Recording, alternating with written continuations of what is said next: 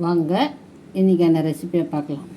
Beetroot cutlet செய்யலாம். அதுக்கு தேவையானது பீட்ரூட் நல்லா துருவி மிக்சியில் போட்டு அடித்து எடுத்துக்குங்க. இது மாதிரி நைஸாக, சரிங்களா?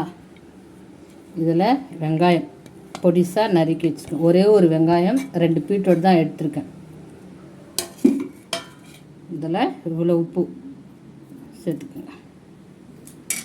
அது கூட கொஞ்சம் கரம் மசாலா, கொஞ்சம் மிளகாய்த்தூள், கொஞ்சம் மஞ்சள் தூள், கொத்தமல்லியும் நறுக்கி போட்டிருக்கேன். இது நல்லா இது கொஞ்சம் இது மாதிரி கலந்து விட்டுட்டு, இது கூட பொட்டுக்கடலை இருக்கு இல்லைங்களா, அதை பொடியாக்கி வச்சுருக்கேன்.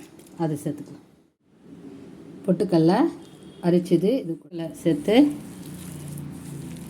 நல்லா மிக்ஸ் பண்ணிவிடுங்க. சூடாகிடுச்சு, சரிங்களா? இது மாதிரி தட்டி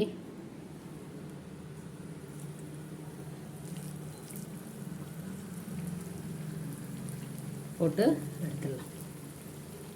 போட்டு ரெடி ஆகிடுச்சு, சரிங்களா? நீங்களும் வீட்டில் செஞ்சு பார்த்துட்டு சாப்பிட்டு எப்படி இருக்குன்னு கமெண்ட்ஸ் பண்ணுங்கள், லைக் பண்ணுங்கள், ஷேர் பண்ணுங்கள், சப்ஸ்கிரைப் பண்ணுங்கள்.